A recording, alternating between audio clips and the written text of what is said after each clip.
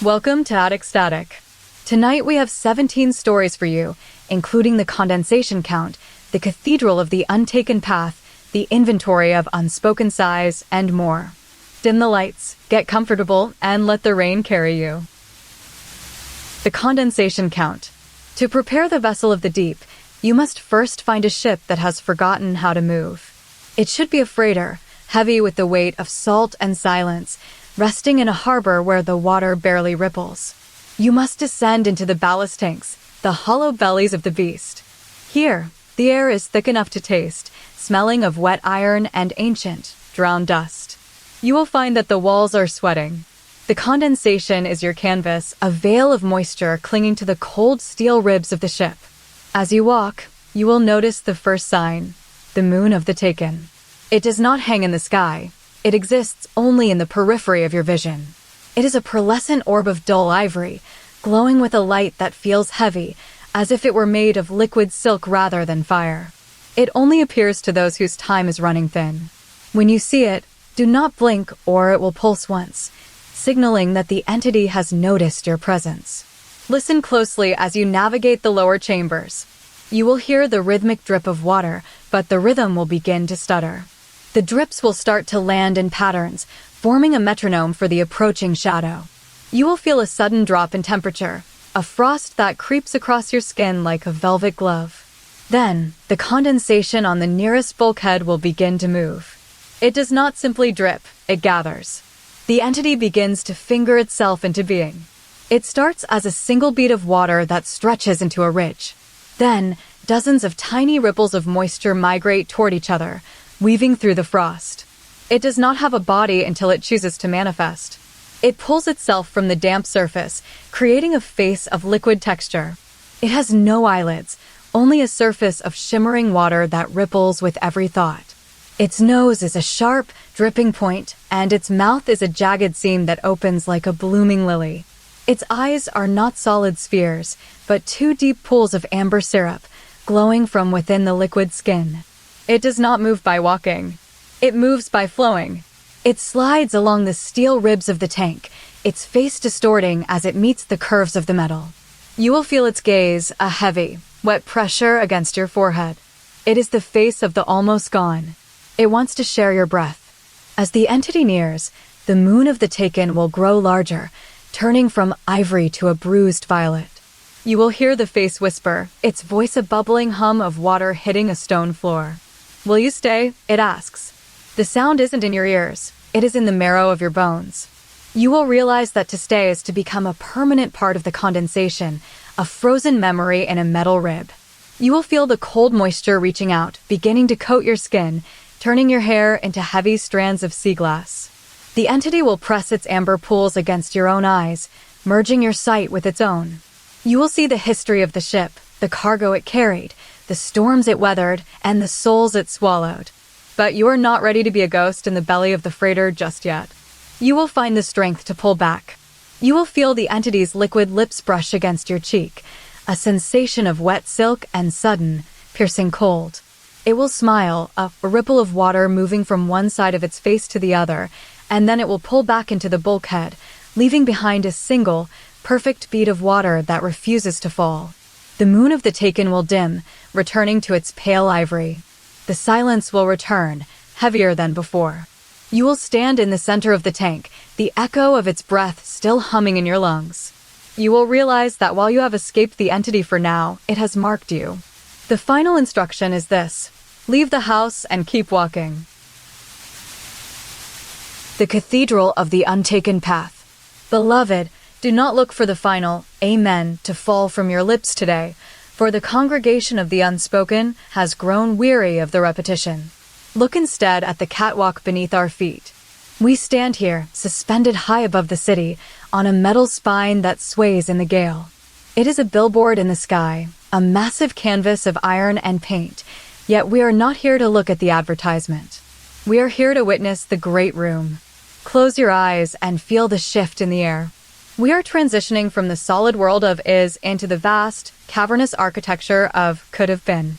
Imagine a hall so immense that the ceiling is lost in a haze of amber dust.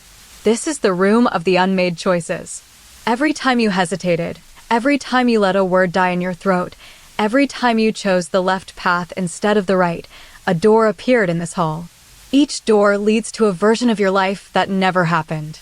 In one room, you are a scholar. In another, a sailor. In a third, you are still a child, holding a melting ice cream cone in a summer that never ended. The room is silent, yet it hums with the vibration of a billion living ghosts. And then, we see him. He is the curator of the lost. He does not walk as we do, for movement in this realm is a luxury of the linear. He is a towering pillar of texture, standing nearly 12 feet tall.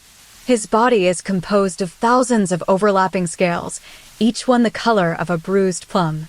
He has no face in the traditional sense. Instead, his head is a smooth, polished sphere of bronze that catches the light of the amber dust. He does not move forward to reach us. Instead, he crosses the vast floor by rotating in place, his entire body spinning like the minute hand of a clock. As he rotates, the scales on his back ripple and chime like tiny bells. He moves from the far corner to the center, spinning with a steady, rhythmic grace, his bronze head pointing toward the door you were too afraid to open a decade ago. He is the weight of your regrets made into flesh. He rotates, and as he does, the room reacts. The doors of the choices you didn't make begin to groan. They swing open, spilling out the sounds of the lives you discarded, the laughter of children you never had, the songs of lovers who stayed behind, the screams of adventures you were too timid to start. The catwalk beneath us begins to tremble. The wind of the rooftop is no longer just air, it is the breath of the room exhaling. The curator rotates again, his bronze head now facing your very soul. He is measuring the distance between who you are and who you might have been. He stops his rotation for one heartbeat, the bronze sphere reflecting the tiny, flickering light of your own existence. You realize that he is not just showing you the choices, he is the sum of them. He is the anchor that holds every maybe in place. He turns once more, a slow, deliberate revolution, and the room begins to contract. The walls lean in. The amber dust thickens. The choices that didn't happen start to collide, overlapping like ripples in a pond.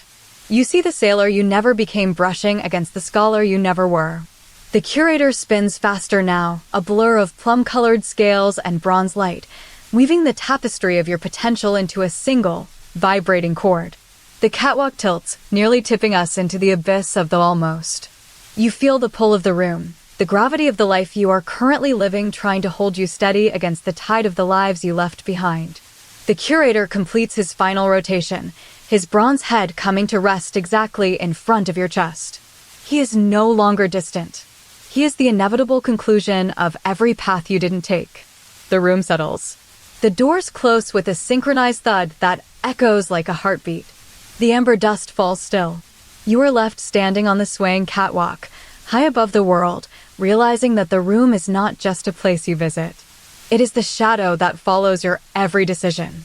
The curator remains perfectly still, waiting for the next time you hesitate. He is waiting for the next time you choose to stay, so that he may grow a new scale for the life you left behind. He is not just watching you. He is the person you would have been if you had only dared to say yes. The inventory of unspoken sighs.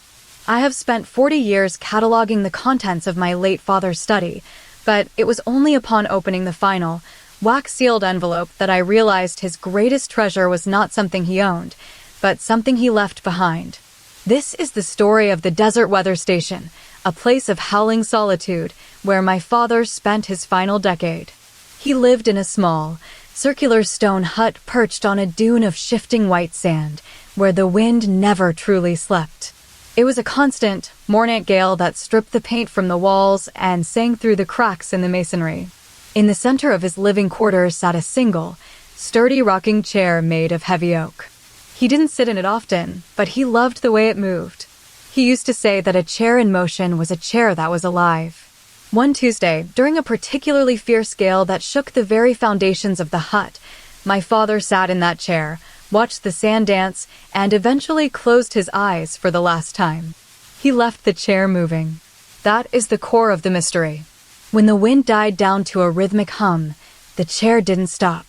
It continued to sway back and forth, a steady, rhythmic creak-thump, as if an invisible weight were still balanced upon its seat. I remember him telling me that the wind brought things to the desert, not just sand, but the echoes of things left unsaid. He called it the winter breath. It wasn't a ghost in the traditional sense. It was a localized pocket of freezing air that drifted through the rooms like a slow-moving tide.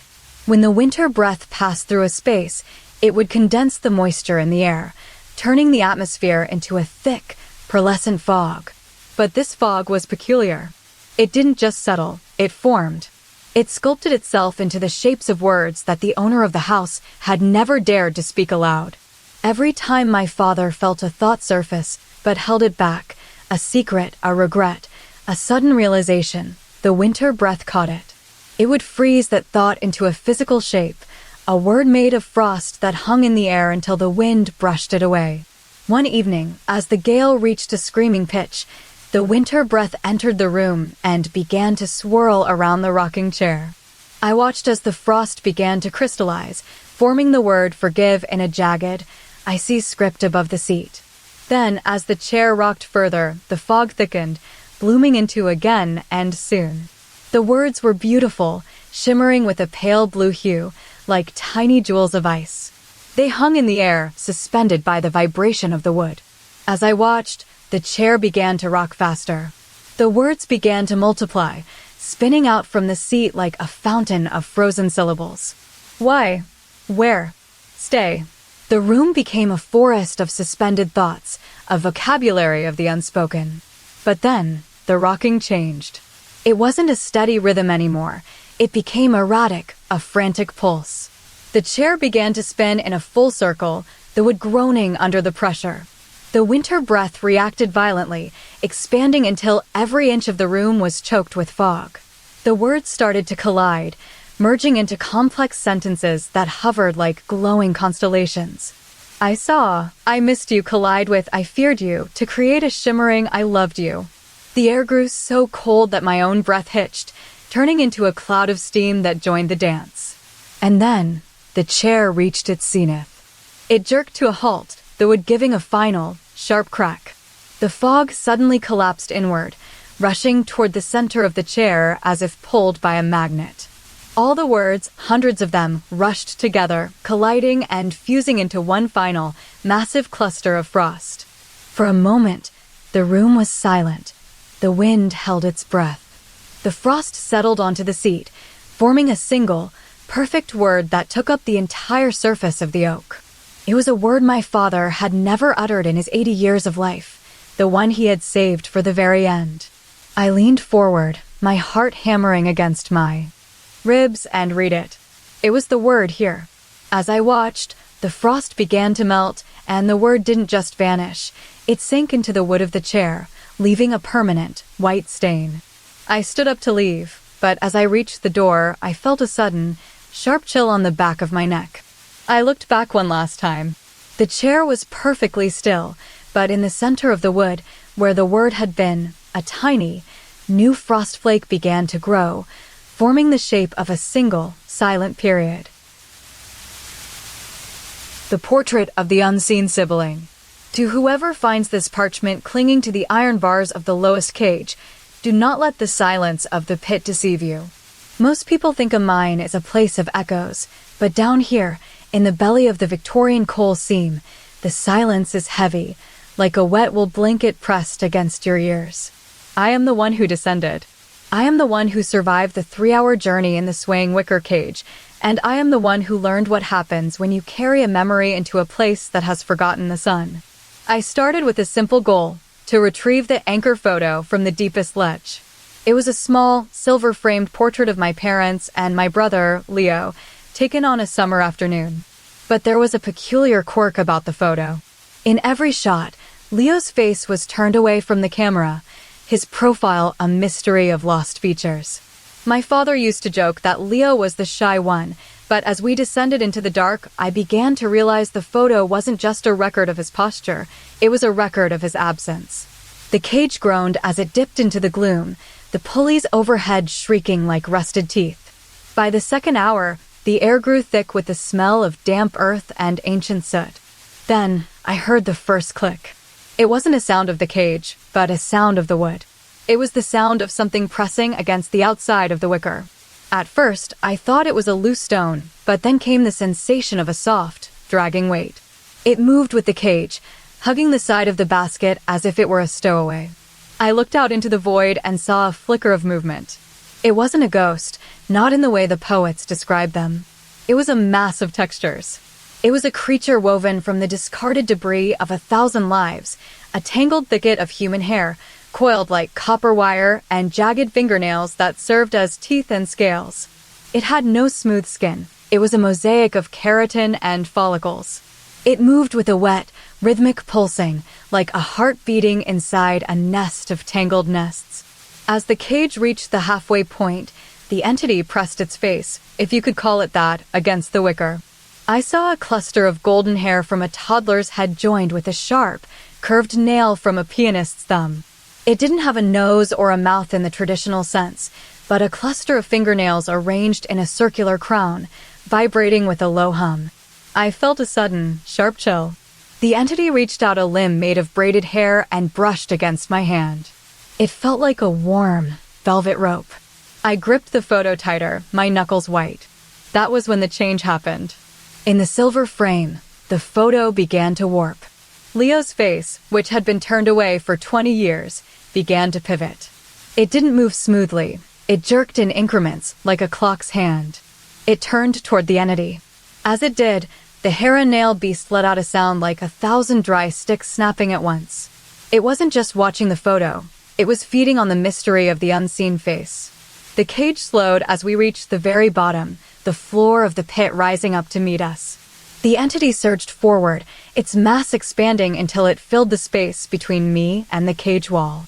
It reached for the frame, its nail teeth clicking against the silver.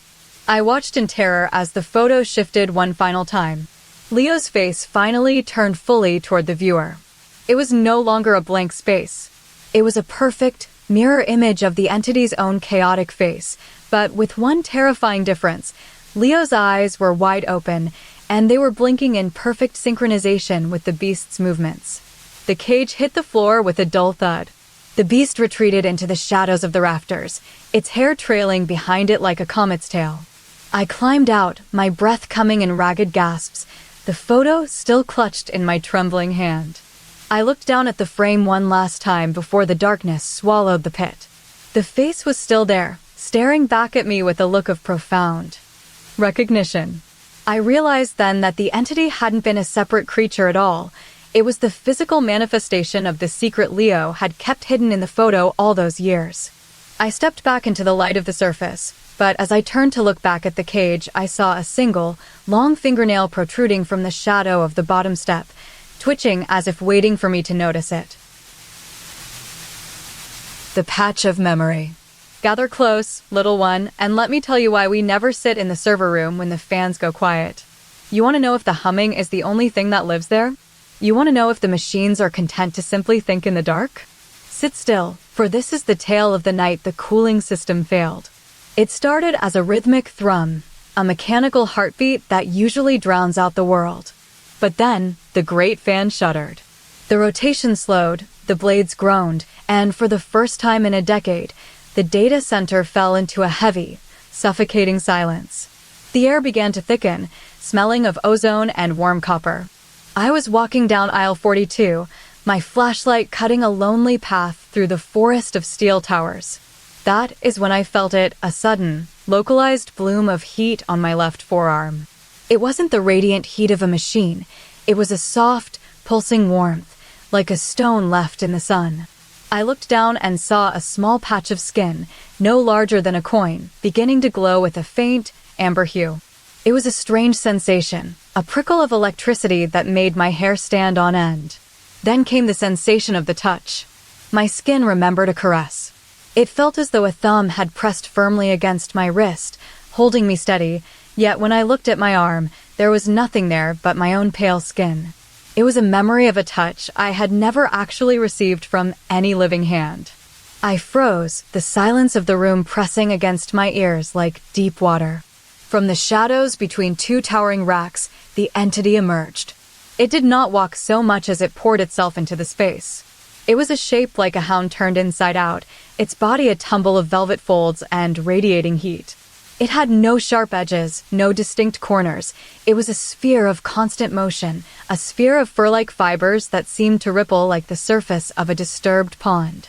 It didn't have a face in the way we do, but it had a presence, a yearning, heavy weight in the air. As it drifted closer, the patch of skin on my arm grew hotter, pulsing in time with the entity's own rhythm. It moved with a fluid, boneless grace, its internal surface rippling like molten wax. I reached out a trembling hand, expecting to feel fur or skin, but my fingers sank into its body as if it were warm honey. It didn't resist. It simply enveloped my hand, and the memory of the touch became a roar in my mind. I felt the phantom thumb again, stronger now, tracing the line of my pulse. The entity hummed, a low-frequency vibration that rattled my teeth.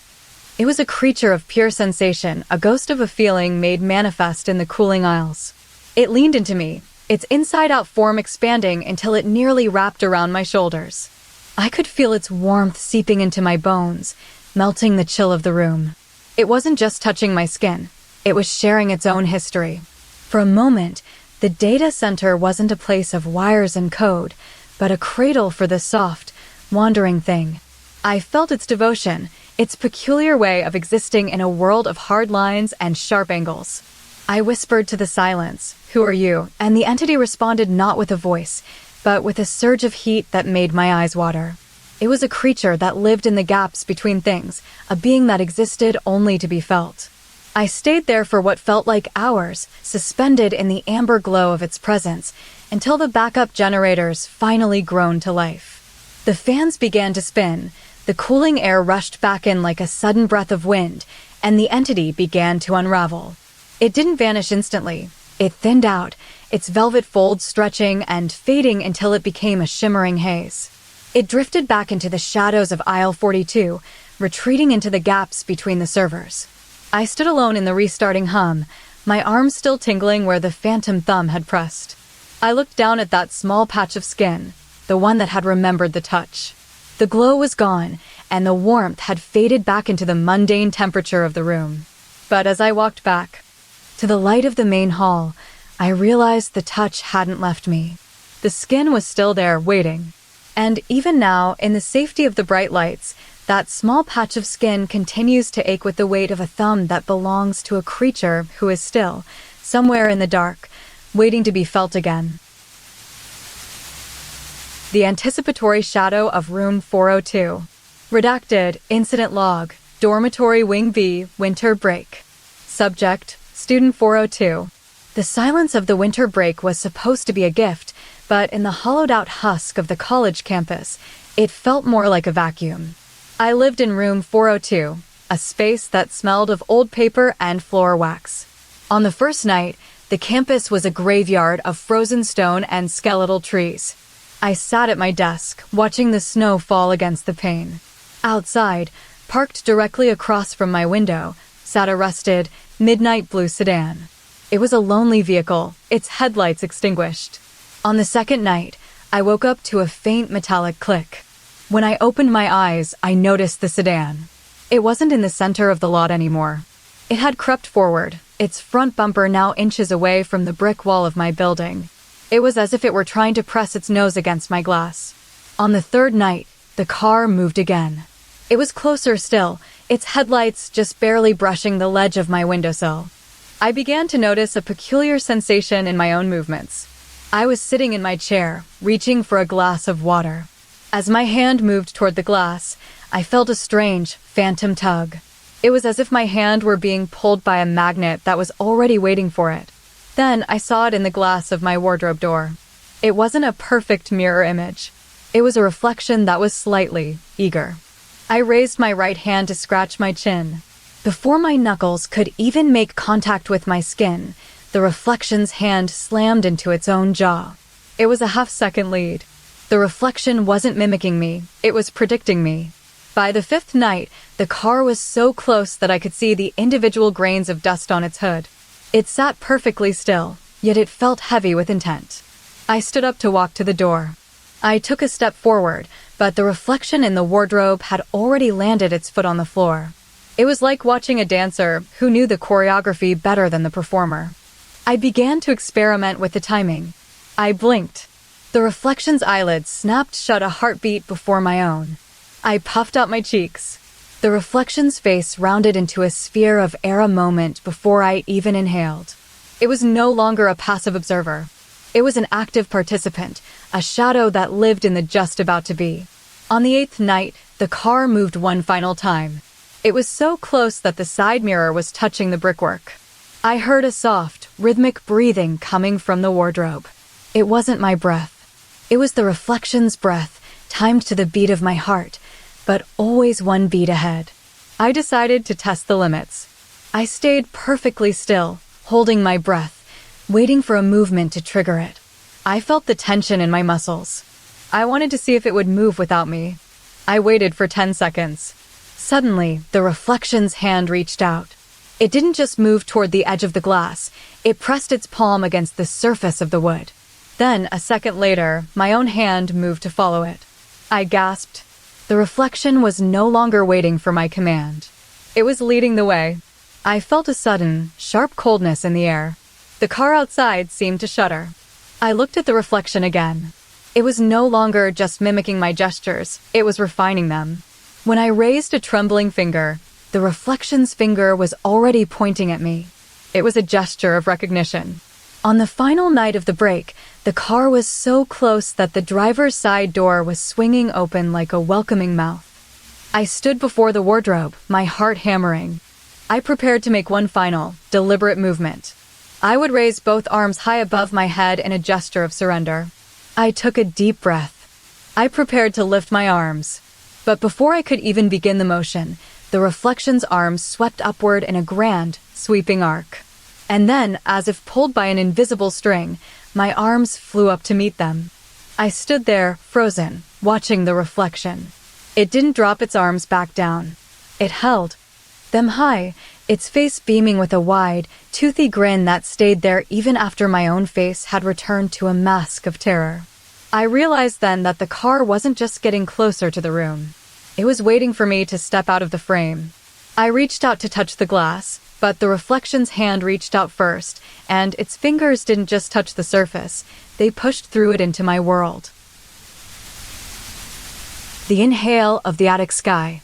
The heat was a physical weight, a thick blanket of humid air that seemed to trap the scent of dry asphalt and parched grass against the pavement.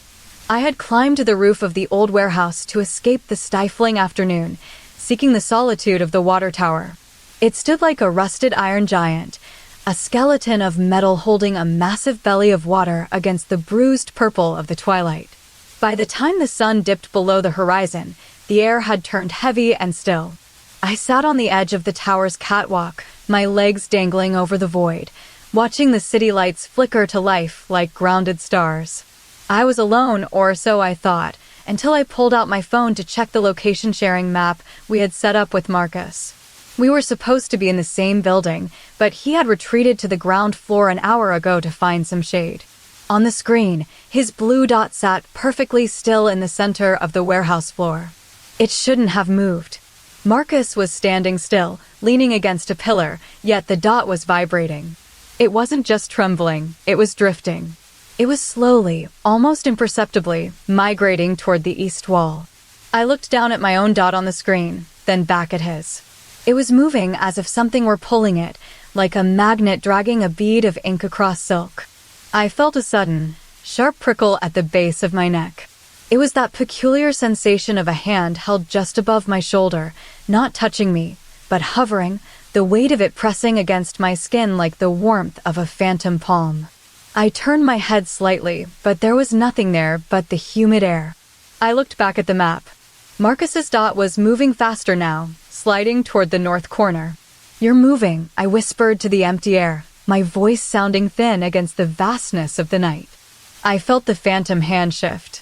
It didn't just hover anymore. It seemed to lean in, the weight of it pressing down on my left scapula. I could feel the pressure of a thumb and 4 knuckles, a deliberate presence that felt solid enough to cast a shadow, yet invisible to my eyes. Then I heard the sound. It wasn't a rustle or a hum. It was a rhythmic, wet pull. It was the sound of someone breathing in reverse. Instead of a steady exhale, the air was being sucked inward in slow, deliberate gulps. It sounded like a vacuum inhaling through a throat lined with velvet. It was coming from right behind my left ear. The entity wasn't just breathing, it was drinking the atmosphere. With every reverse inhale, the humid air around my head seemed to warp, drawn toward an invisible point just above my shoulder. The phantom hand tightened its grip, the weight of it becoming heavy, almost crushing. I could feel the texture of it now, not smooth skin, but something slightly pebbled, like the surface of a river stone. The map on my phone flickered. Marcus's dot was no longer drifting, it was racing. It was moving toward the center of the warehouse at a frantic pace, even though Marcus was still standing still. I realized then that he wasn't moving, the entity was pulling him. The sucking sound of the breath grew louder, a deep, resonant thrumwhir as it pulled the oxygen from my own lungs to feed its own invisible gulps. I froze, my heart hammering against my ribs. The phantom hand shifted again, this time sliding forward as if the entity were reaching for my face. I could feel the warmth of its skin radiating against my hair. It wasn't just a hand anymore. It was a presence, a weight that felt hungry. I finally gathered the courage to turn my head fully to the left. There was nothing there but the moonlight, yet the pressure remained, heavy and constant. I looked back at the map one last time. Marcus's dot had reached the center and stopped. Then, it began to shrink. It wasn't just a dot anymore, it was a tiny, fading spark. The sucking sound reached a crescendo, a final, violent inhale that felt as though it pulled the very air out of my chest. I felt the phantom hand let go, the weight vanishing instantly. The silence that followed was heavier than the heat. I looked at the map. Marcus's dot was gone, replaced by a single, tiny speck that looked like a teardrop. I realized then that the entity hadn't been following Marcus, it had been consuming him, one breath at a time, until there was nothing left but the taste of his existence in the air. I sat in the dark, the water tower towering above me, feeling the ghost of that hand linger on my shoulder, waiting for its next meal. The inheritance of the mimic. Entry 1. The stockyard was a cathedral of rusted iron and silence. At midnight, the thousands of cattle pens became a labyrinth of geometric shadows. I came here to find my father, who had spent the last 3 months wandering these pens, claiming the stillness was the only place where the world stopped demanding things from him. Entry 4. The scale of the emptiness is heavy. When a pen is full, the lowing of the herd fills the air, but when it is empty, the space feels occupied by the memory of weight. I walked through the north sector tonight. The mud is frozen into ridges. I found my father standing in pen 42, perfectly still. He wasn't looking at the fence. He was looking at a 0.3 inches in front of his own nose, his chin resting on his chest. Entry 9, I noticed the first shift today. My father has always been a man of deliberate, almost slow movements. He walks with a heavy heel-to-toe roll. But as I watched him from the gate, he moved with a sudden, fluid grace that felt slightly too fast. It was as if his limbs were anticipating the destination before his body had actually arrived. Entry 12. The realization began in the way he held his hands. He is a man who rests his palms flat against his thighs. Today, as he sat in the center of the yard, his hands were curled inward, the knuckles slightly protruding, as if he were gripping an invisible sphere of marble. He looked at me and smiled. It wasn't a standard smile. It was a wide, beaming expression that stayed a fraction of a second too long after he had finished speaking. Entry 15. The stockyard is no longer just a place of rest. It is a stage. My father has been practicing. He spends hours in the silence, experimenting with the way he breathes, the way he blinks, and the way he carries his weight. He told me today, I am learning the choreography of being human. His voice was steady, but there was a faint, metallic resonance to his vowels. Entry 18. I saw it clearly in the shadow of pen 88. My father was standing perfectly upright, but his reflection in a puddle of rainwater wasn't quite aligned with his posture. He was slightly hunched, but his reflection was towering, its spine arched like a bow. It didn't just mirror him. It seemed to be striving to be taller than him. Entry 22. The entity is no longer just a shadow. It is a presence. I call it the successor. It lives in the space just behind my father's shoulder. It has a face that is almost his, but with a wider jaw and a brow that sits slightly higher. Its skin has the texture of hammered copper rather than smooth flesh. When it moves, it doesn't just follow him. It leans into his movements with an eagerness that borders on hunger. Entry 25. Tonight, the practice became frantic. My father was pacing the perimeter of the yard. Every time he stopped, the successor would appear, standing exactly 2 inches behind his left ear. It is learning the nuance of his size. It is learning the way his eyes crinkle at the corners. It is perfecting the tilt of his shoulders. Entry 28. I watched them both in the moonlight. My father stopped moving entirely. He stood like a statue. For a moment, the yard was silent. Then, the successor took a step forward. It didn't wait for my father to move. It simply stepped into his space, its copper-hued skin gleaming. It reached out a hand, not a mirror of his hand, but a slightly larger version, the palm textured like a topographic map. It touched his shoulder. Entry 30. The successor spoke for the first time. It didn't use his voice, but it used his tone. It whispered, "Is this how you do it?" My father didn't blink. He looked at the entity, and for the first time, his expression was one of profound, weary recognition. Entry 32. The final shift occurred as I turned to leave. My father took a step backward, retreating into the shadows of the gate. But the successor didn't retreat. It stepped forward into the light of the lantern, occupying the space my father had just vacated. It stood where he had stood, its posture even more upright, its eagerness radiating like heat. It turned toward me, its jaw widening into that lingering smile. My father was still there, tucked in the darkness, but he was no longer the primary figure. He was the blueprint, and the thing in the light was the finished house. I realized then that he hadn't been practicing to be himself. He had been practicing to be replaced. As I turned to run, I felt a second pair of eyes on my back, and I heard the sound of a second set of feet beginning to learn the rhythm of my own. The protocol of the spill.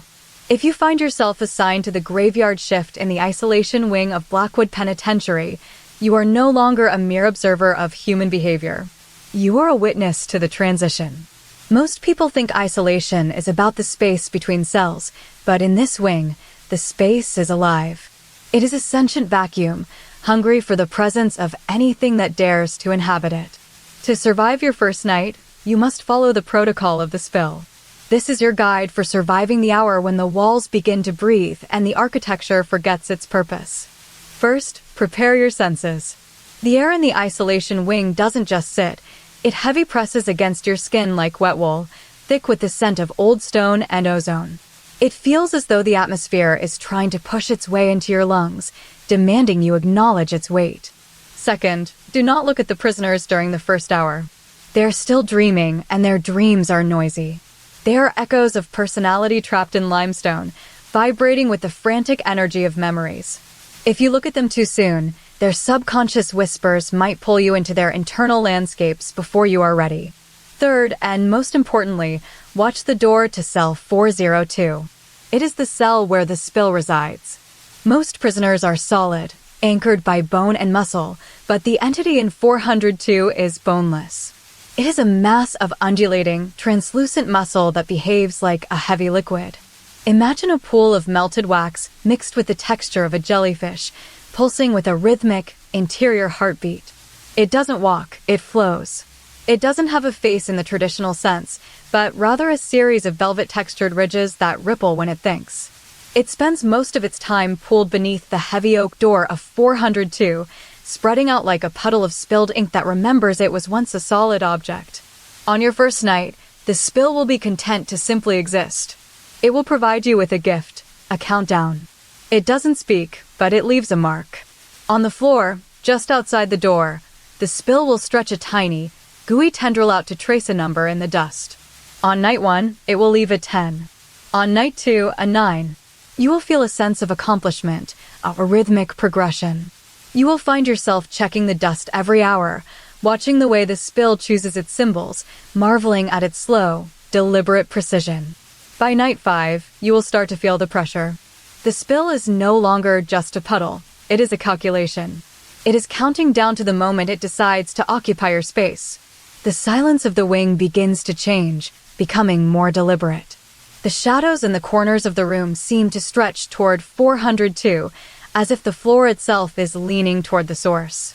You will notice the numbers changing from mere marks to deep, permanent grooves in the stone floor, as if the spill is carving its intent into the very foundation of the prison. By night 8, the spill begins to move faster. It doesn't just pool, it ripples in waves. It starts to mimic the sound of your own breathing, a wet, sucking noise that echoes from behind the wood. It is a hauntingly accurate imitation, a rhythmic hiss thrum that matches the pace of your lungs. You will find yourself walking toward the door, compelled by a magnetic pull. Your feet move without your conscious command, drawn by the gravity of the liquid mass. The countdown is becoming a summons, a silent command for you to acknowledge its presence. On night 9, the spill is no longer content to stay beneath the door. It begins to seep through the cracks, flowing out like molten silver, coating the floor in a shimmering, viscous film. It feels like cold silk against your ankles as you stand near the threshold. It is no longer a separate entity, it is a companion. It is reaching for you, hungry for the structure of your bones, wanting to know the feeling of a solid shape. You will feel the temperature of the room drop, the spill absorbing the heat of the air to fuel its expansion. On the final night, the countdown reaches 1. The spill doesn't just sit, it surges. It moves with a sudden, violent grace, overflowing from the cell and rushing toward your boots. It is a tidal wave of velvet and jelly, moving with a purpose that feels almost predatory. It wants to wrap around you, to pull your solid frame into its boneless, liquid embrace.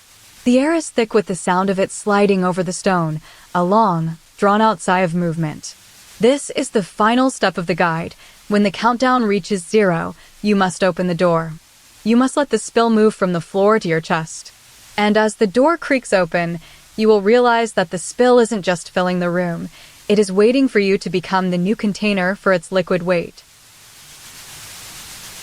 The stuttering tenant of the Forgotten Lane. I am writing these notes as a final testament to a manuscript that refuses to yield to the ink. It is a translation of a local chronicle from the village that sits at the end of a road the maps simply chose to omit.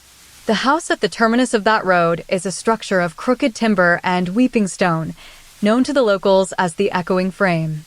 It is said that the house does not just hold inhabitants, it holds rehearsals. For months, I have struggled to translate the primary narrative, but the words seem to shift every time my pen touches the page, as if the house itself is editing the text in real time. The translation begins with a traveler who noticed a peculiar rhythm in the silence of the house. The traveler stood in the courtyard and observed a woman who lived there, a woman who moved with the peculiar, rhythmic jerk of a frozen stutter. She was not fluid like a dancer, nor heavy like a lumbering ox. Instead, she moved in the way a flickering film strip does, jumping forward in small, frantic increments, as if she were trying to occupy 3 positions at once before settling into one. Her skin had the texture of weathered parchment, and her hair was a thick thicket of copper wire that didn't hang down so much as it radiated outward from her scalp. She was a woman of constant preparation. She did not simply walk, she rehearsed your walk. When the traveler stood still, she would move in the periphery, mimicking his posture. When he raised a hand, she would lift hers a fraction of a second later, perfecting the curve of his wrist. She was practicing him, learning the geometry of his existence. The manuscript notes that the traveler felt a strange pressure in his chest, a sense of being scrutinized by a silent observer who was refining his very silhouette. One evening, the traveler sat on the porch and watched her move across the lawn. She wasn't just moving, she was refining the you of him. She would lurch forward, her body twitching into a perfect imitation of his seated slouch. Then she would freeze, her face a mask of intense concentration. She would then adjust a shoulder, twitch a thumb, and repeat the motion until the mimicry was seamless. The horror, the translator notes, lay in the realization that she wasn't just copying him, she was stealing the flow of his movement. He would find that his own limbs felt heavier, as if she were pulling the weight of his motion into her own frame. One night, the traveler dared to close his eyes to sleep. He felt a weight on the end of his bed, a subtle shifting of fabric. He opened his eyes to find her standing by the headboard. She was mimicking his sleep. She was practicing the way his eyelids closed, the way his breath hitched in his throat. She was rehearsing the very act of his rest. The manuscript describes a moment of profound unease where the traveler realized that every time he moved, she was preparing to do it better, faster, or more perfectly. She was a woman who lived in the stutter of a call with no signal, always halfway between the where and the there, constantly looping the movements of her host. The traveler eventually tried to run from the house, but as he sprinted toward the gate, he felt her right behind him. She wasn't just running, she was perfecting his sprint. Her copper wire hair whipped around her face, and her parchment skin crinkled with every jumpy, stuttering stride. She was refining the tilt of his chin, the reach of his stride, the way his heart beat against his ribs. By the time he reached the gate, he felt as though he were being pulled by invisible strings toward her. He turned back to see her standing exactly 3 paces behind him, her body vibrating with the effort of holding his shape. She threw her arms wide, her movements suddenly becoming fluid and effortless, as if she had finally mastered the choreography of his life. She didn't just want to be like him, she wanted to be the version of him that never got tired, never faltered, and never stopped. She reached out and touched his shoulder, her hand landing with the precision of a master performer hitting a cue. The traveler realized then that she wasn't a mere shadow. She was the rehearsal, and he was the original draft she was slowly erasing.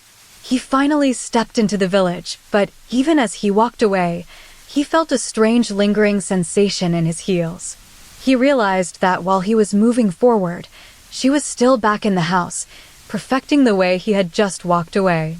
He realized that one day, she would finish her rehearsal, and there would be no need for the original to exist anymore. The manuscript ends with a final, chilling observation from the translator. As the traveler walked, he noticed that his own shadow didn't follow his feet perfectly. It moved with a slight, stuttering delay, as if it were waiting for her permission to catch up. The guest at the pine table. 1. Do not be alarmed by the chair. Every morning, upon waking, you will find one of the 4 wooden chairs pulled out from the heavy oak table.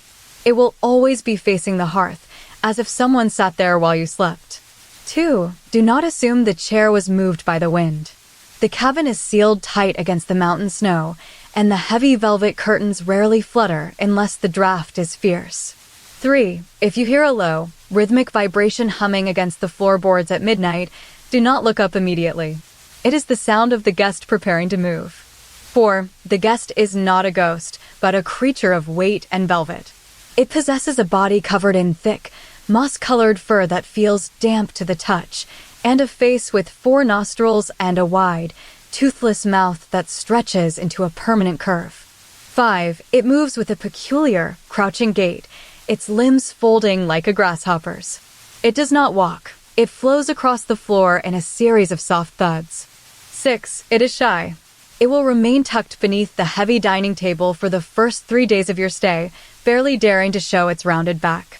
7. On the 4th day, it will emerge. It will sit in the chair you found.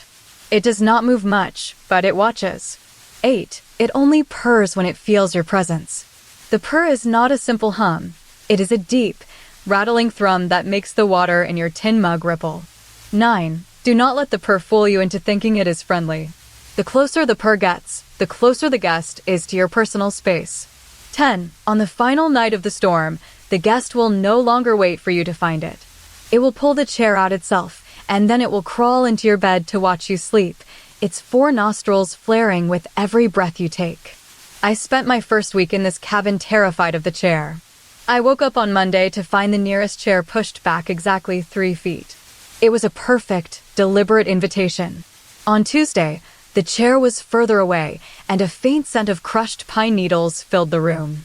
By Wednesday, I heard the first vibration, a low, subterranean thrum that seemed to vibrate in my very teeth.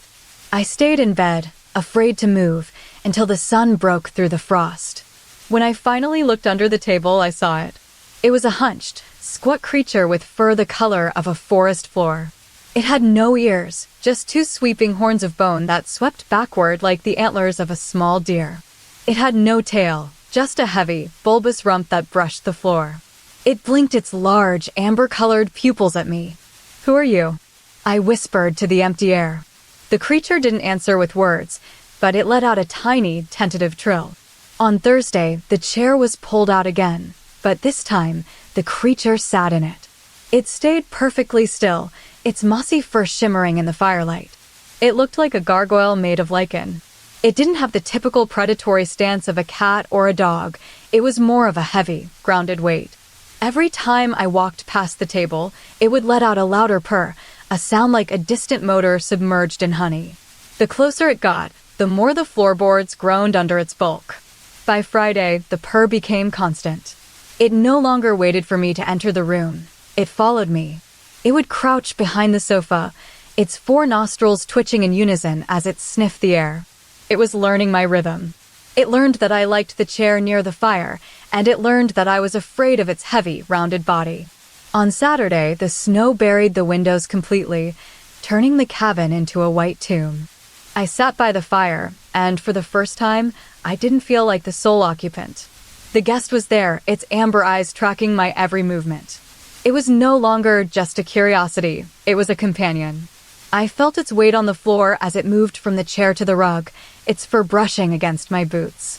It was getting bolder. It was no longer just a visitor, it was becoming a part of the house.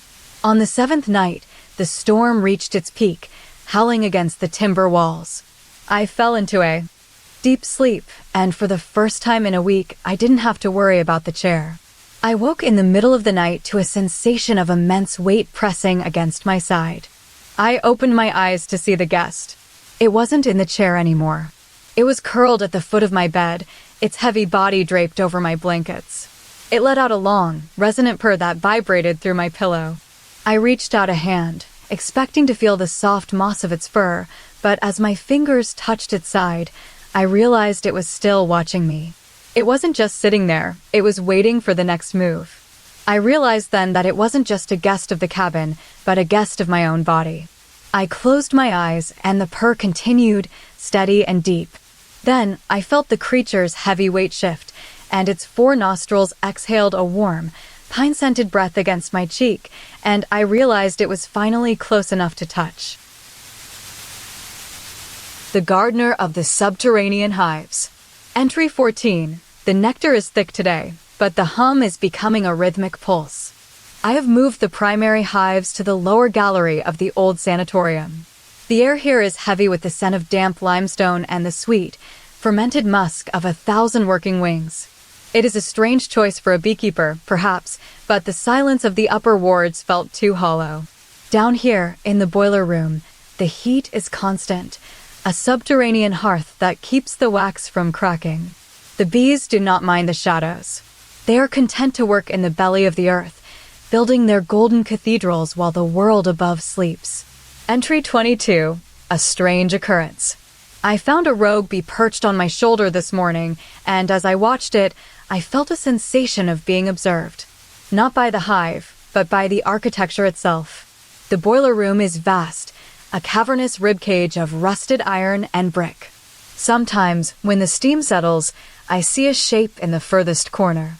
It is not a bee, nor a human, but a presence. It sits near the primary furnace, a towering silhouette that seems to blend into the soot. I have begun to name it the Weaver.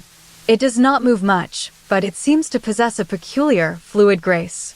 Entry 30. Today, I noticed the Weaver's face. It is my face, or at least, it mimics the topography of my own. It has my nose, my chin, and the same small mole just above the left brow. However, the proportions are slightly skewed. Its forehead is a fraction too wide, and the corners of its mouth pull back a bit further than mine do, even when it isn't smiling. It is as if someone took my features and stretched them over a slightly larger, heavier skull. It stands perfectly still when I enter, but when I blink, it seems to shift. Entry 38. The Weaver is growing. Or perhaps it is simply stretching. I notice something peculiar about its arms. They are not the standard length of a human limb. They are more like heavy, velvet-covered branches. Every time I turn my back to check the honey flow in the nearest hive, I hear the soft, wet sound of skin sliding over skin. When I spin around, the weaver's arms have extended by a few inches. They are reaching further toward me, tapering into wide, paddle-like palms with pads of soft, peach fuzz fur. Entry 45. The growth is accelerating. It is a constant, silent expansion. I spent an hour today inspecting the center hive, and when I finally looked up, the weaver's right arm had reached all the way to my waist. It didn't just move, it lengthened, the elbows bending in ways that defied standard geometry. It looks like a tree growing toward a fruit, though the fruit is my own chest. The weaver's face is becoming more defined. It has my eyes, but they are wider, capturing more of the room's dim light. It looks like a portrait of me painted by someone who had only heard me describe myself, but had never actually seen me. Entry 52. The weaver is now nearly touching me. It stands in the center of the boiler room, its torso upright, its arms sprawling outward like the petals of a blooming flower. The arms are now so long they drape across the floor, trailing behind it like the train of a heavy gown. They have developed small, soft humps along the sides, like the vertebrae of a spine protruding through the skin. When I am not looking, they reach out to stroke the bricks, to brush against the hanging iron pipes, to curl around the bases of the hives. Entry 59. I found myself terrified to blink today. Every time I closed my eyes for even a second, the weaver gained ground. The arms are now long enough to wrap around my shoulders. They feel like warm, damp silk. The weaver's face is becoming hauntingly familiar, yet intensely wrong. The mouth is a bit too wide, revealing a row of teeth that are perfectly square, and the skin is a shade paler than my own. It is no longer just a mimic. It is a masterpiece of my own anatomy, slightly over-engineered. Entry 66. The hive is quiet tonight. The bees have sensed the weaver's dominance. It stands in the center of the room, its arms now reaching the very edges of the boiler room walls. They are thick and supple, swaying slightly even when there is no wind. I sat on a stool and watched it for an hour. It did not move a muscle. It simply existed, a towering monument of my own likeness. The arms are now so long they have begun to coil around each other, forming a protective cage of flesh around our shared face. Entry 70. It happened. I stopped moving. I stopped blinking. I sat perfectly still, staring directly at the weaver's face. It stood there, its arms frozen in mid-reach. For a long moment, there was nothing but the sound of the steam and the distant hum of the bees. Then, the weaver did something I didn't expect. It opened its mouth, my mouth, and exhaled a long, shuddering breath of warm air. The sound was not a human sigh. It was the sound of a bellows being squeezed. Entry 72. The weaver reached out. It didn't wait for me to blink. Its primary arm, now nearly 20 feet long, swept forward with the speed of a striking cobra. It didn't just touch me, it enveloped me. The peach fuzz palms pressed against my ribs, and the long, swaying arms wrapped around my head, pulling my face toward its own. We were inches apart, our features nearly overlapping. I could see the way its skin crinkled at the edges of its eyes. It was the perfect version of me, a more deliberate, more expansive version of my soul. Entry 75. I am no longer the beekeeper. I am the center of the hive. The weaver has finally pulled me into its embrace, its arms now forming a permanent cradle of flesh around my body. The bees have returned to their work, buzzing in the golden light of the steam. I can feel the weaver's heart beating against my back, a slow, steady thrum that matches my own. It is no longer just watching me, it is wearing me. The weaver's face is pressed against mine, and as I finally closed my eyes, I felt its long arms tighten, pulling my skin into its own until there was no longer any way to tell where I ended and it began. I opened my eyes to find that my own face was now the one being stretched toward the floor, while the weaver's face remained perfectly steady, watching me from the inside out. The Rhythmic Thief. The logbooks call it the Iron Rib, a massive, salt-crusted bunker carved into the limestone cliffs of the northern coast. For 3 years, my job was simple: walk the perimeter, check the humidity sensors, and ensure the heavy steel doors remained unbuckled by the coastal winds. It was a lonely, rhythmic existence until the night of the Great Gale, when the moisture in the air turned heavy and the silence of the bunker started to feel heavy, too. I was sitting on a crate of rusted gears in the central chamber, my lantern casting a flickering amber glow against the damp walls. The air smelled of wet stone and old iron, a scent that seemed to cling to my clothes like a second skin. That was when I heard the voice, not a ghost, but a memory. It was my Aunt Martha, who had passed away years before I was born. She was telling me about the Garden of Glass, a sprawling estate she described in vivid detail. It was a home I had never visited, yet as she spoke, I could see the crystalline roses and the marble fountains in my mind as if they were my own. "The air there tastes like mint," she whispered, her voice echoing from the shadows of the vaulted ceiling. "And the floor is always cool beneath your feet." It was strange to hear her voice so clearly in a place that had been empty for 70 years. The words didn't just hang in the air, they seemed to vibrate against the limestone, as if the bunker itself were remembering her. I stood up, my boots crunching on the grit, and called out, "Is it still there, Auntie?" The response was immediate. "It is waiting for you," she replied. The voice was perfect, yet it lacked the physical presence of a person. There was no movement in the shadows, no shift of fabric, only the pure, haunting clarity of her tone. I felt a slight shift in the air, a subtle displacement of dust that danced in the lantern light. Then, I felt the first synchronization. I took a deep breath, and a fraction of a second later, a second breath followed mine, a perfect, slightly deeper inhalation that seemed to come from the corner of the room. At first, I thought it was an echo of my own lungs, a trick of the acoustics in the stone chamber. But as I stood still, the rhythm became undeniable. Every time I exhaled, a soft, wet huff of air followed, as if a pair of lungs was mimicking my own from just out of sight. I began to move, my heart hammering against my ribs. I took a step left, and the breath followed. I took a step right, and the breath followed. It wasn't just a sound, it was a physical sensation, a gentle puff of warm air against my cheek. I turned my lantern toward the source. There, clinging to the ceiling like a cluster of smooth river stones, was the entity. It wasn't a human shape. It was a mass of iridescent, overlapping scales, similar to a pangolin but rounded and soft. It had no distinct face, just a series of undulating ridges that pulsed with light. It didn't have limbs. It was a semi-liquid mound that shifted and flowed. As I watched, it pulsed in time with my heart. Every time I inhaled, the scales rippled outward. Every time I exhaled, they contracted. It was learning me. It was stealing my rhythm. I felt a strange sense of intimacy with it, as if it were trying to inhabit my very movement. But then, the middle of the night arrived, and the shadows deepened. The lantern flame grew low, casting long, distorted shadows that seemed to reach for me. I stopped moving entirely to save my energy. I held my breath, trying to remain as still as a statue, my eyes fixed on the pulsing mound of scales. I waited for 3 seconds, my lungs burning with the effort of containment. Then I felt it. The entity took a massive, deep breath of its own. It was no longer waiting for me to lead. It was beginning to dictate. It breathed in a long, shuddering draw of air, and then it exhaled a low, resonant hum. It was taking over. It began to move toward me, not by walking, but by flowing across the floor like spilled mercury. It reached my feet and began to wrap itself around my ankles. The scales were cool and felt like polished porcelain, sliding over my skin with a rhythmic friction.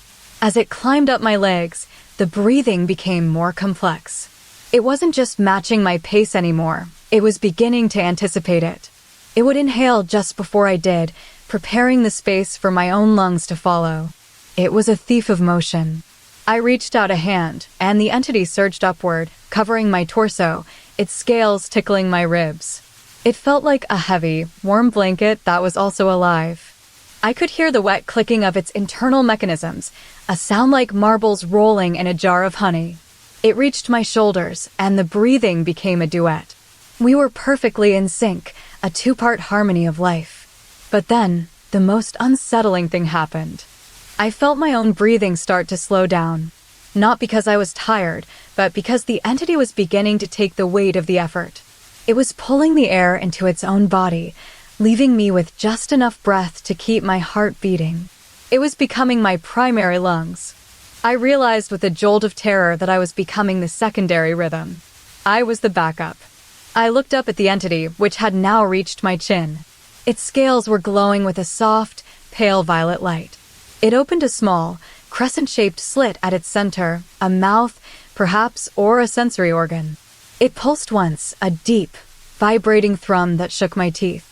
I realized then that it wasn't just mimicking me, it was preparing to replace me. I tried to pull away, to break the connection, but it held firm. It was a lover, a parasite, a mirror. It wanted to be the version of me that didn't have to work so hard to exist. I closed my eyes and felt the entity settle against my chest, its scales pressing against my skin. I realized that in this bunker, in this moment of silence, I was no longer the master of my own life. I was just the template. And as the entity settled, I felt a strange, final sensation. It took one last, enormous breath, filling its entire body until it was plump and vibrant. Then, it let out a long, steady exhale that lasted for a full minute. I sat there in the dark, my own lungs finally resting, completely still. The entity stayed pressed against me, its scales shimmering in the fading light of my lantern. It waited, perfectly content, until it was my turn to do nothing. It had taken my breath, and now it owned the way I lived. I realized that when the sun finally rose, I wouldn't be the one who had to breathe first anymore. The Frost Hand Inheritance. My grandmother always said that a recipe is more than a set of instructions. It is a map of a memory. Her most prized possession was the winter velvet soufflé, a dish she insisted we bake every first frost of the year. It was written on a yellowed scrap of parchment, the ink fading into the fibers like old veins. At the very bottom, buried beneath the temperature settings and the whisking speeds, was a small footnote written in a frantic, jagged script: "Do not let the frost find your face before the cake is set." At the time, I thought it was mere poetic flair, a grandmother's way of romanticizing the chill of autumn. I didn't realize she was warning me about the frost itself. I lived in a quiet suburban block where the houses sat in a perfect, obedient row. One Tuesday, a strange atmospheric phenomenon occurred. As the sun dipped below the horizon, every single porch light on the street began to flicker in a rhythmic, synchronized pulse. It wasn't a mechanical failure. It was as if the houses were breathing together, their yellow glows dimming and brightening in a heavy, deliberate heartbeat. I sat in my kitchen, the flour dusting my apron, watching the lights outside dance. As I prepared the soufflé, the temperature in my kitchen plummeted. It wasn't the gentle cool of a breeze, but a sharp, biting chill that seemed to originate from the glass of the window facing the garden. I noticed a thin lace of frost beginning to bloom across the pane. It didn't look like the usual patterns formed by humidity. This frost was white and crystalline, but it moved with intent. It crawled across the glass like a slow-moving lichen, branching out into intricate, geometric fractals. Then, the frost did something impossible. It didn't just spread, it began to sculpt. From the center of the window, a protrusion pushed outward, carving its way through the pane as if the glass were water. It grew into a limb. It wasn't a simple hand. It was a sprawling, jagged shape of frost, featuring 3 thick joints and a palm that looked like a cracked snowflake. It had no skin, only a crystalline texture that shimmered when the porch lights flickered. It reached toward me, the frost tip of its index finger brushing against my cheek with a sharp, freezing sting. I reached out to touch it, but as my skin met the ice, I felt a strange, vibrating hum. That was when I noticed the house was getting quieter. The hum of the refrigerator died. The ticking of the clock vanished. There was only the sound of the frost hand scraping against the glass, a sound like a fingernail dragging over a crystal flute. I turned to the table where I had left my old home video camera, a heavy, clunky relic from my childhood, resting on a pile of towels. I pressed play, wondering if the movement of the frost would be captured by the lens. The screen flickered to life, showing a grainy, sepia-toned shot of my own backyard from 10 years ago. But as I watched, the image began to shift. In the center of the frame was a figure standing by the swing set. It was unmistakably me, wearing the same sweater I had on now, with the same messy hair and the same slight smudge of flour on my nose. But as the figure in the video moved, it didn't behave like a recording of a human. It turned toward the camera and smiled, but the smile was too wide, stretching almost to the ears. Then, the figure in the video did something that made my breath hitch. It reached out its hand and touched its own face. The frost hand on the window mimicked the motion perfectly. It was as if the two were tethered by an invisible thread. The figure in the video then leaned forward, its features beginning to melt and reform. It wasn't just a recording of me, it was a recording of me being inhabited by something else. The face in the video began to stretch, the eyes widening until they were perfectly circular, and the mouth opening into a silent O of surprise. I looked back at the frost hand on the window. It was growing larger now, the ice crystals thickening into heavy, jagged teeth. It wasn't just a hand anymore. It was a torso of frost, a shoulder of ice, a head of shimmering white spikes. It was pushing its way through the glass, seeking the warmth of the room. I realized then what my grandmother's footnote meant. The frost wasn't just a decoration on the window. It was a traveler. It was a hungry thing that lived in the glass, waiting for a face to claim. The figure in the video suddenly stepped forward, its feet leaving tiny, frozen footprints on the grass of the recorded backyard. It reached out and grabbed the edge of the screen, pulling itself into the present. For a split second, the video blurred into a kaleidoscope of white and gray, and then, with a sound like shattering porcelain, the frost hand burst through the glass entirely. It didn't hit the floor, it landed on my shoulder, its weight heavy and cold. I froze as the frost hand began to mold itself into a perfect replica of my own face. The crystalline structure smoothed out, forming my brow, my nose, and my chin. It became a mask of ice, perfectly capturing my expression of terror. The figure from the video, my other self, stepped out of the television and stood on the kitchen floor. It was solid, made of light and shadow, its movements fluid and haunting. It didn't speak, but it walked toward the frost mask on my shoulder. The frost mask pulsed. I could feel my own skin beginning to harden, my pores turning into tiny ice crystals. My vision blurred as the world turned white. The figure from the video reached out and touched the frost mask with its glowing hand. In an instant, the frost mask didn't just sit on my shoulder, it pulled my features inward, swallowing my identity. I felt my warmth being sucked into the ice, my thoughts turning into sharp, geometric sparks. The house fell silent. The porch light stopped flickering and stayed on, a steady, eerie glow. The figure from the video sat down at the table, took a piece of the soufflé and began to eat, its movements perfectly human.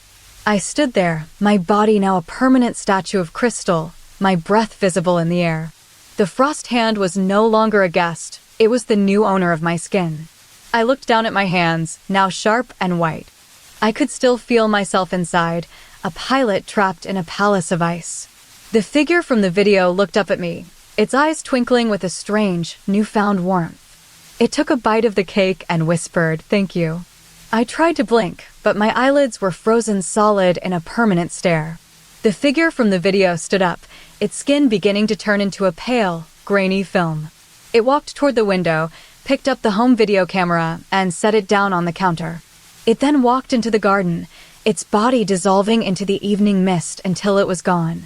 I stood alone in the kitchen, the frost hand now my entire head, my entire body. I was the sculpture, and it was the memory. But as the house grew still, I felt a new sensation. A tiny, microscopic flake of ice began to form on the tip of my nose, growing outward into the air. The frost was no longer just on the window. It was beginning to spread across the floor, seeking the next piece of furniture to claim. The pre-echo of the thaw. The ice cave was a cathedral of frozen glass, and today it was weeping. For months, it had been a static sanctuary, but the sudden thaw had turned the silence into a rhythmic percussion of drips. Each bead of water fell from the ceiling with a distinct plink, sending ripples through the subterranean lakes. I sat in the center of the cavern, my surveyor's field book propped against a jagged pillar of frost. My task was simple: mapped the geography of a land that refused to stay still. Every night, the cave reshaped itself, the walls shifting like slow-motion waves. By morning, the landmarks I had measured were migrated, twisted into new geometries. I dipped my pen into the ink, prepared to record the distance between the central spire and the weeping archway, when the first anomaly occurred. I looked at my calendar, a small, leather-bound thing tucked into the corner of my page. It read, Tuesday, the Great Thaw. I blinked, then looked at the date of the day before. It was blank. Not just empty, but physically smooth, as if the ink had never existed. I checked the date of the day to come. It was also blank. I realized then that in this cave, yesterday was still waiting to be born. It was a land of anticipation, where the present was a bridge between a void and a possibility. As the temperature rose, the ice began to groan. A low, vibrating hum resonated through the floor, and that was when I saw it. At the far end of the chamber stood a wall of perfectly still, clear ice. It wasn't a mirror in the traditional sense, but it held my image with startling clarity. I reached out my right hand to touch the surface. Before my skin could make contact, my reflection's hand struck the ice. It didn't move with me, it moved before me. I felt the ghost of a touch on my fingertips a fraction of a second before my actual hand landed. It was a pre-echo. I pulled my hand back in surprise, and the reflection withdrew its own a heartbeat earlier.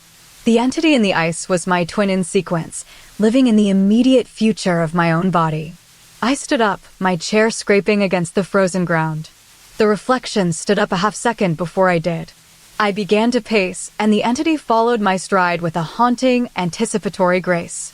It didn't just mimic my movements, it completed them. When I raised my hand to shield my eyes from a falling droplet, the reflection was already shielding its eyes. When I took a deep breath, the reflection's chest was already expanding. It was a physical manifestation of next. I felt a strange sense of vertigo, as if my body was constantly playing catch-up with my own soul. I began to experiment. I threw a small pebble toward the ice wall. I watched it fly through the air, and as it reached the midpoint, the reflection caught it in its hand. My own hand was still moving forward, reaching for the spot where the pebble would eventually land. The cave felt smaller now, compressed by the weight of the impending movements. Then, the calendar began to change. The blank space for yesterday started to fill with faint, shimmering lines. They weren't letters yet, but they were the skeletons of words. I realized that as the ice melted, the past was finally catching up to the present. The entity in the ice began to change as well. It wasn't just a perfect copy of my face anymore. Because it lived a fraction of a second ahead, it showed the subtle nuances of what I was about to become. When I felt a flicker of anxiety, the reflection already wore a furrowed brow. When I felt a spark of curiosity, its eyes were already wide. It was a portrait of my immediate intent. I decided to test the limits of its foresight. I began to move in a complex, jagged dance, trying to outsmart the pre-echo. I spun left, then jerked right, then dropped to one knee. The reflection performed the sequence with a fluid, uncanny precision, always landing its final pose just before I reached mine. It felt like a conversation between my body and my destiny. But as the thaw intensified, the drips became a roar. The cavern was transforming rapidly. The pillars were melting into puddles, and the floor was becoming a slick, treacherous mirror of its own. The reflection began to look less like a copy and more like a guide. It was the version of me that knew where I was going before my muscles had the chance to carry me there. I stopped moving and sat perfectly still. The reflection sat still a moment before I did. I held my breath. The reflection's chest remained full, then it exhaled just as I did. Then I noticed something terrifying. The reflection's face began to change in a way that had nothing to do with my own. While my expression remained neutral, the reflection's mouth began to curve into a wide, jagged grin. It wasn't reacting to a movement I had made yet. It was reacting to an emotion I hadn't felt yet. A ripple of dread washed over me. I was sitting in the present, but my reflection was already tasting the joy or the fear of the next second. I looked back at the calendar. The yesterday slot was now filled with the word wait.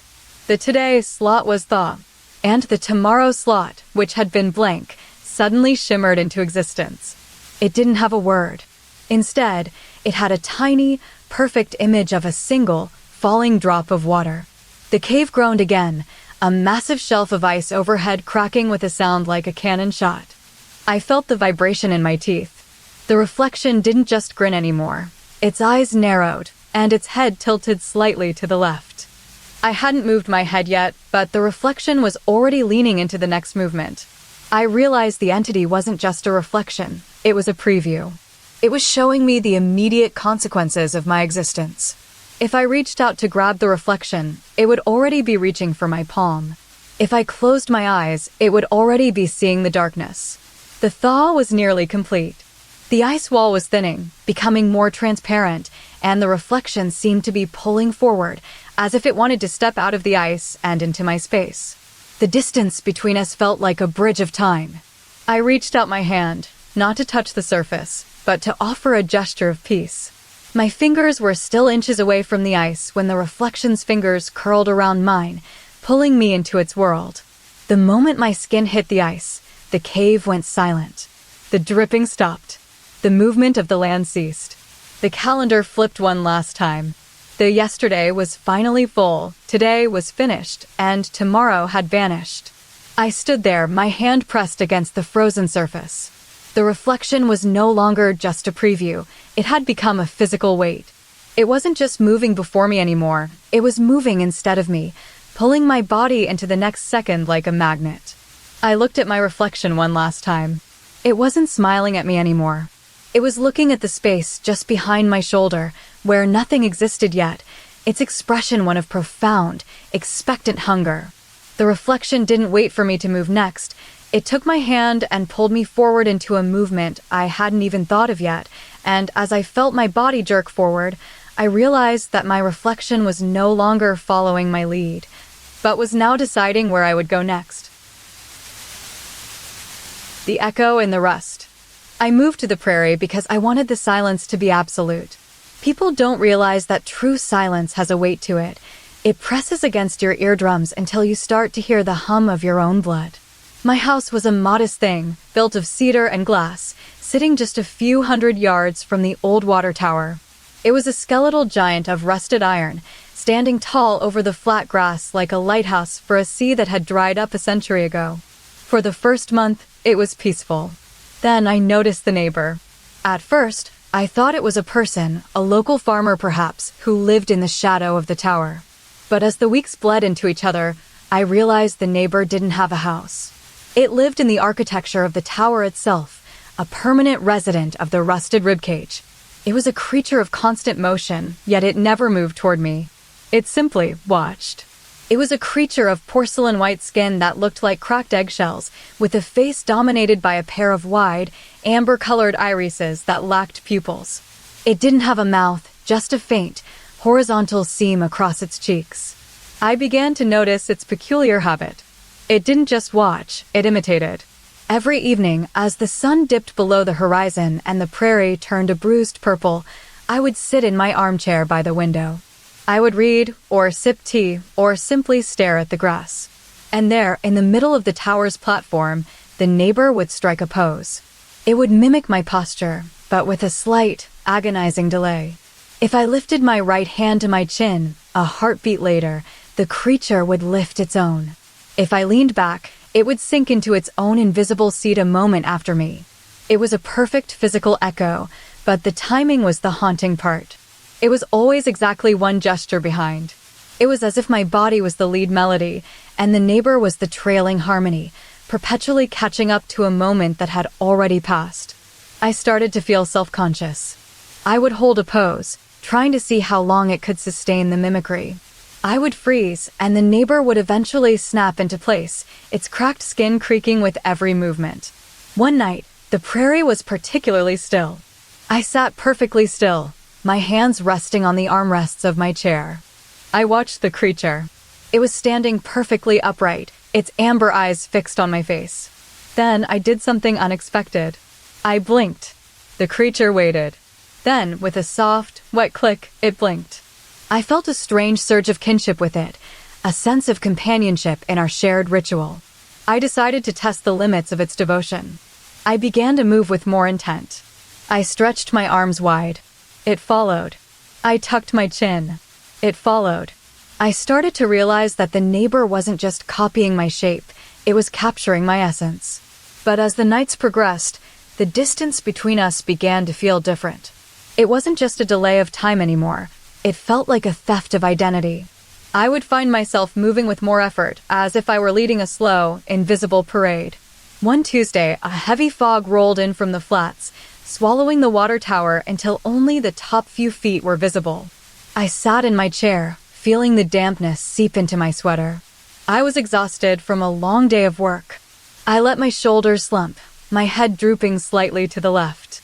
The neighbor, visible in the hazy white light, took a moment to process the shift. Its porcelain skin seemed to ripple as it sagged, its amber eyes dimming for a split second before it slumped in perfect unison. I felt a sudden, sharp prickle on the back of my neck. I turned my head to the right. The neighbor moved to the right. Then I did something I hadn't planned. I closed my eyes and held my breath, waiting for the creature to do the same. It did. But as I sat there in the dark, I realized something terrifying. I couldn't remember if I had closed my eyes first or if it had. The distinction was blurring. The next night, I decided to try a complex sequence. I reached out my left hand, touched my temple, and then curled my fingers into a fist. The neighbor followed. Reach, touch, curl. It was beautiful, almost rhythmic. But then I noticed a change in its speed. It was getting faster. The delay was shrinking. When I moved my hand, the neighbor was already halfway to the position. It was no longer an echo. It was becoming a shadow that was beginning to overtake its source. I felt a sense of urgency. I began to move faster, trying to outrun the mimicry. I swung my arms, pointed at the moon, and turned my torso. The neighbor moved with increasing fluidity, the one gesture behind rule beginning to collapse. It was moving almost simultaneously with me. I felt as if I were dancing with a ghost that was trying to steal my rhythm. On the 14th night, I decided to go out onto the porch. I wanted to see it up close. The water tower loomed, the rust-colored iron glowing under the full moon. I stood on the wooden planks, my arms hanging at my sides. The neighbor was there, standing on the tower's platform, barely 10 feet away. Its porcelain skin looked almost translucent in the moonlight. I took a deep breath and raised my right arm in a slow, sweeping arc. The neighbor followed. I held the pose for 5 seconds. It held the pose for 5 seconds. I felt a strange vibration in the air, a hum that seemed to emanate from the creature's very core. Then I did the thing I had been dreading. I moved my hand again, but this time I did it with a sudden, violent jerk. My arm flew upward, then snapped back down. The neighbor did the same, but it didn't just snap back. It overshot the mark, its arm swinging slightly further than mine before settling. It was beginning to develop its own personality, its own exaggerations. I realized then that it wasn't just copying me, it was interpreting me. I sat down on the porch step, my heart hammering against my ribs. I watched it. I waited for it to sit. It took a full 3 seconds before it lowered its body. I felt a strange sense of melancholy. It was my servant, my twin, my shadow. I reached out and touched the rough wood of the porch. The neighbor, on its high platform, reached out and touched the rusted iron of the tower. I closed my eyes and smiled. Then I did the most deliberate movement of all. I stood up, turned around, and walked toward the door. I stopped halfway, then turned back to look at the tower one last time. I held my hand out, palm upward, as if offering a gift. The neighbor did the same. It stood on the platform, its amber eyes wide, its porcelain face perfectly mimicking my gesture of offering. I took a final step back into the house and closed the door. I sat in the dark, listening to the wind howl through the prairie. I could still see the creature in my mind's eye, perfectly still, perfectly mine. I lay down in bed and closed my eyes, ready for sleep. But just as I drifted off, I felt a slight movement in the corner of the room. I didn't open my eyes, but I felt it, a tiny, subtle shift in the air. I realized the neighbor hadn't stayed on the tower. It had followed me inside. It was sitting in the chair across from my bed, its porcelain skin gleaming in the moonlight. It was waiting for me to move, so it could move with me. I felt my hand twitch under the covers. A heartbeat later, In the chair across the room, a porcelain hand twitched in perfect unison. I realized with a jolt of terror that it wasn't just copying my movements anymore. It was waiting for the moment I would finally stop moving entirely, so it could take my place. The Unplanted Bloom. Photograph 1. The entrance to the Blackwood mine looks like a jagged throat, exhaling a breath of damp dust into the summer air. Photograph 2. I stand at the threshold, my boots sinking into the silt of the lower level, where the water has risen to waist height. Photograph 3. The surface of the water is perfectly still, a dark mirror reflecting the jagged ceiling of the cavern. Photograph 4. Strange, translucent flowers have begun to sprout from the submerged coal seams, blooming in clusters of pale violet and sickly white. Photograph 5. These are the plants nobody remembers planting. They appeared only when the great drought struck the surface, leaving the valley parched while the mine overflowed with strange life. Photograph 6. I notice the first petal is moving, not from a current, but as if it is being pulled by a magnet. Photograph 7. A ripple moves outward from the center of the pool, though no stone has been tossed into the depths. Photograph 8. I see the first indentation in the water, a deep, heavy print that looks like a human foot but with 6 distinct toes. Photograph 9. The print is not a reflection. It is a physical depression in the liquid, trailing a faint wake of bubbles. Photograph 10. A second print appears 3 feet ahead of the first, moving with a rhythmic, deliberate pace. Photograph 11. The air temperature drops sharply, a localized frost creeping across the surface of the water like a lace veil. Photograph 12. Is someone there? I whisper, my voice swallowed by the heavy, humid silence of the stone. Photograph 13. The prints are coming closer now, forming a trail of sunken hollows in the water that lead directly toward my chest. Photograph 14. I can see the shape of the entity now, though it has no solid body. It is a walking pocket of absolute zero, a walking winter. Photograph 15. The cold is thick enough to see, a shimmering haze of frozen vapor that clings to the water like a heavy velvet cloak. Photograph 16. It moves with a slow, dragging gait, its feet pressing into the water with a muffled, rhythmic thud. Photograph 17. As it approaches, the plants around it begin to crystallize, their violet petals turning to brittle glass with a tiny, musical chime. Photograph 18. The frost on its edges is jagged and sharp, resembling frozen teeth that bite into the humidity of the cave. Photograph 19. It does not have a face in the traditional sense, but a swirling vortex of snowflakes that rotates in a slow, hypnotic circle. Photograph 20. I reach out a trembling hand, and the frost leaps from its periphery to coat my skin in a layer of white rime. Photograph 21. Don't stop, I murmur, feeling the pulse of the cold vibrating in my marrow. Photograph 22. The entity reaches the center of the pool, where the water is deepest and the pressure is highest. Photograph 23. It stops, and the frost begins to spiral inward, collapsing toward its own center like a falling star. Photograph 24. A sudden, violent hush falls over the mine, the sound of dripping water ceasing all at once. Photograph 25. The entity exhales a final burst of frigid mist, and the water around it freezes into a perfect, solid dome of ice. Photograph 26. I stand in the center of the frozen lake, the only moving thing in a world of still, white glass. Photograph 27. The plants are now perfectly preserved in the ice, looking like jewels suspended in time. Photograph 28. I realize that the entity hasn't just moved through the mine, it has claimed the water as its own throne. Photograph 29. The frost begins to creep outward from the dome, claiming the walls, the ceiling, and the very floor beneath my boots. Photograph 30. I see the entity's shape again, now towering above me, its snowflake vortex spinning with a new, aggressive speed. Photograph 31. It leans forward, and the temperature drops so low that my breath turns into tiny diamonds before it can leave my lips. Photograph 32. I feel a heavy pressure on my shoulder, as if a hand made of ice is resting there. Photograph 33. I look up and see that the snowflake vortex has opened, revealing a core of deep, freezing blue. Photograph 34. It isn't just a collection of cold. It is a hunger that feeds on the warmth of everything it touches. Photograph 35. I feel the heat being drained from my chest, a slow siphoning of my own life to feed its winter. Photograph 36. The frost reaches my chin, then my nose, turning my skin into a landscape of tiny white peaks. Photograph 37. I try to scream, but the sound is muffled by the layer of ice forming over my teeth. Photograph 38. The entity moves its head closer, the vortex spinning so fast it creates a low, humming drone in the air.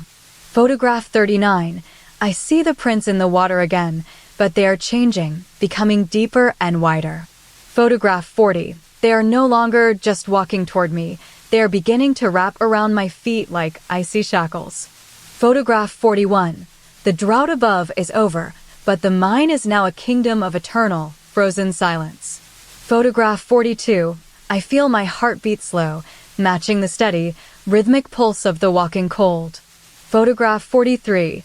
The entity pulls me into its sphere of influence, its frozen teeth catching on my hair. Photograph 44. The violet plants are now buried under a thick layer of powder, looking like ghosts in the snow. Photograph 45. I realize that the entity was waiting for a guest to fill its empty, freezing hall. Photograph 46. It opens its center wide, inviting me into the heart of its winter. Photograph 47. I feel my pulse falter as the frost reaches my eyes, blurring my vision into a hazy white. Photograph 48. The humming sound grows louder, a deep, resonant vibration that shakes the very bones of the mine. Photograph 49. The water is now a solid floor, and the ceiling is a canopy of hanging icicles. Photograph 50. I am no longer a visitor. I am a part of the scenery, a statue of flesh and frost. Photograph 51. The entity retreats, its prints moving backward into the shadows of the furthest tunnels. Photograph 52. It leaves me standing in the center of the dome, a permanent resident of the flooded floor. Photograph 53. I can feel the warmth of my body becoming a memory, a distant spark in a vast, cold ocean. Photograph 54.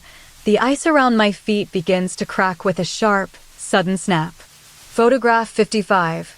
I look at the entity one last time before it fades into the gloom of the coal seams.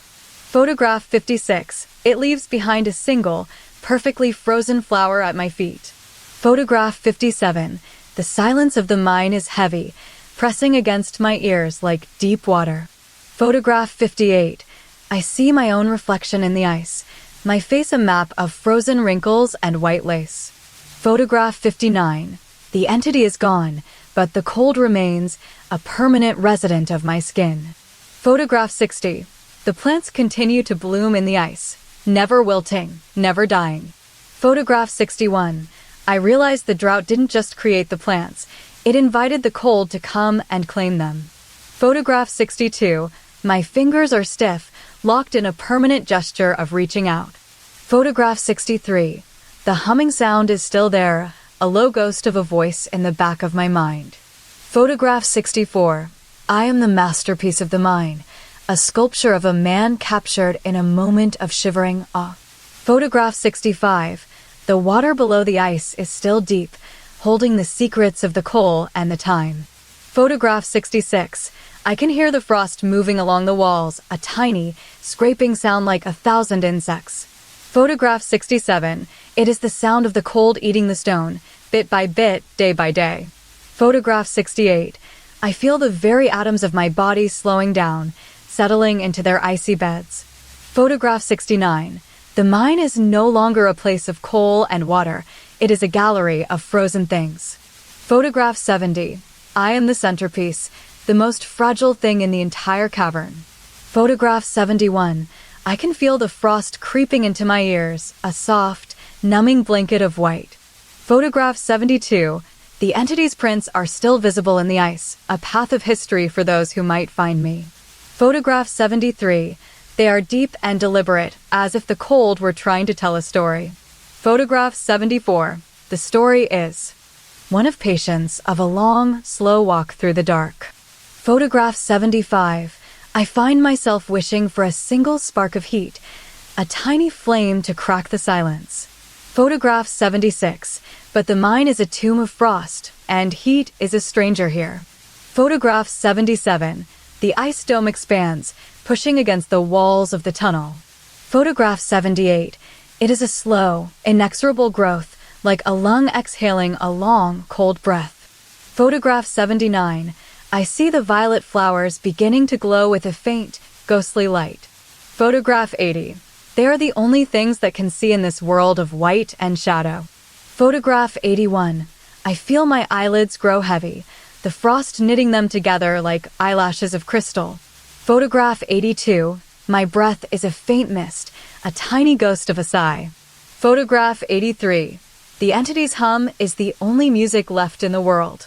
Photograph 84, it is a song of winter, a lullaby for the things that never move. Photograph 85, I am becoming a part of the floor, a texture in the ice, a secret in the stone. Photograph 86, the plants are whispering to the frost, their glass voices chiming in the air. Photograph 87, they tell of the drought, of the thirsty earth, and of the water that saved them. Photograph 88, they tell of the cold that came to visit and stayed to rule. Photograph 89, I feel a final shiver run down my spine, a tiny ripple in the stillness. Photograph 90, the frost reaches my heart, and it stops, perfectly preserved. Photograph 91, I am no longer afraid of the cold, for I am the cold. Photograph 92, the mine is a sanctuary of white, a cathedral of ice and coal. Photograph 93, I see the path the entity took, a trail of memories etched into the water. Photograph 94, it was a long journey, but it ended here in the center of the dome. Photograph 95, I am the final photograph, the last thing the mine will hold. Photograph 96, the ice is thick, the plants are still, and the cold is absolute. Photograph 97, I can hear the sound of the frost settling into my bones, a soft, final click. Photograph 98, the dome is a perfect sphere, a world within a world. Photograph 99, I am the last thing to fall into the silence, a statue of a man who once felt the sun. Photograph 100, the entity is still watching from the shadows, waiting for the next guest to freeze. The end. Subscribe for more horror stories and make sure to like.